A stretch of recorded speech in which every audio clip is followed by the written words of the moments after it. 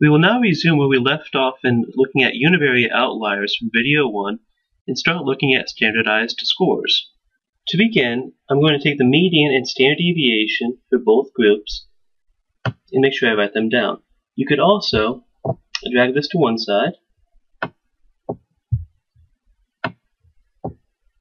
That way we can double check as we write it just to reduce any potential errors in transcribing. And then I'm going to click on Transform. Then I'm going to click on Compute Variable. So move this over to the side and move this here. Now next what I'm going to do is I'm going to create a target variable called zLove stats GS. Now GS is going to stand for the z-scores using the information from the graduate student sample. So what I'm going to do then is I'm going to create an equation. So I'm going to enter in parentheses, then move love statistics into them.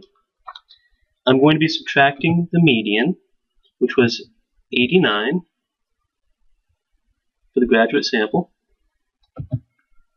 Then I'm going to be dividing it by the standard deviation, which was 5.63. So I'm going to create z-scores based on the graduate student numbers. And again, we're using the median because the mean is susceptible to outliers. Next, I'm going to click on Paste. Now this is going to create a z-score for just that graduate student samples. However, what we also need to do then is I need to also remove this split file. So I'm going to go back to Data, click on Split File, click on Reset, and then click on Paste. I'm next going to cut this and add it to the syntax. So I'll give a quick note saying removed the split file. And then I'm also going to make a notation saying that I computed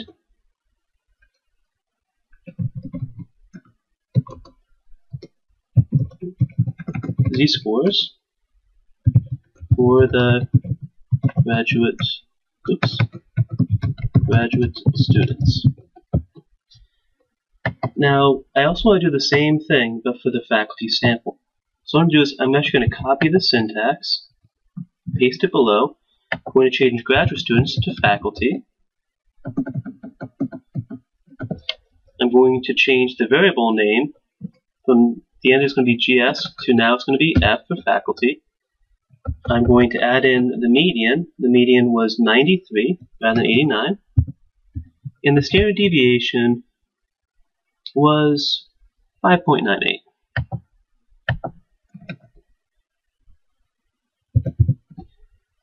This is going to be the z-scores for the faculty.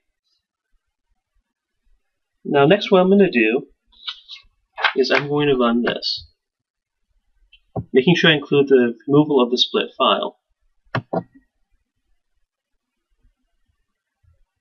Now I'm going to go switch over to the data view. Now we have z-scores for both graduate students and faculty. However, this is a little bit messy. We have z-scores based on the faculty for graduate students, and we also have z-scores based on the graduate student information for faculty members. And we don't necessarily want that. So what I'm going to do now is I'm actually going to go ahead and delete the graduate student stat scores for the faculty members.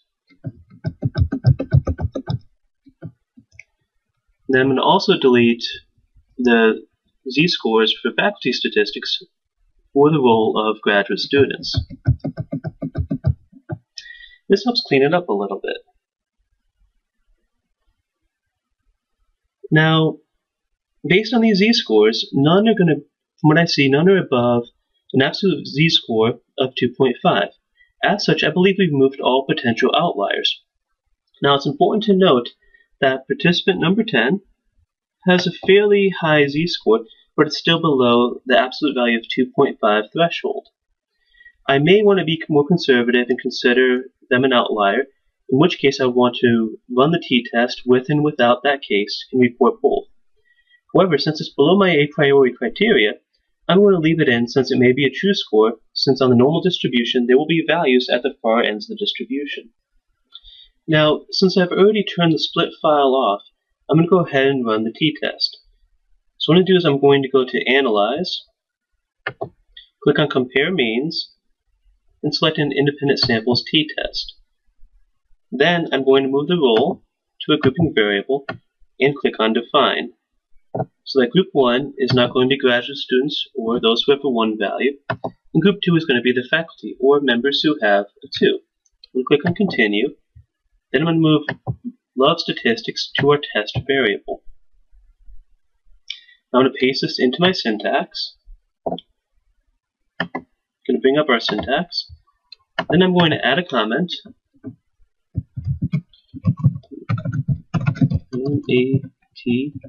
Test. And then I can run the syntax. So by highlighting and then running. I'm going to pull up the output. Now, before we interpret the results, it's really important to test the underlying assumptions. One of them is going to be the assumption of homogeneity of variances, which simply means the variance in group 1 is the same as the variance in group 2. Based on the Levine's test, with an F statistic of 0.019 and a p-value of equals to 0.892, we know that we haven't met this assumption. Now, based on results, there was a t-value of negative 1.38 with 14 degrees of freedom and a p-value of 0.190. Based on this, I would fail to reject the null hypothesis and say that there were no statistically significant differences between graduate students and faculty on how much they love statistics. It is important to note that this is a small data set. Additionally, I made the data set up as a heuristic example. Now in this example, we did not have any influential outliers.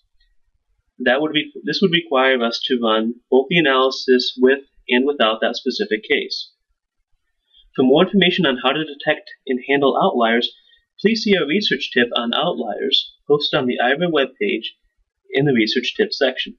Thank you for watching.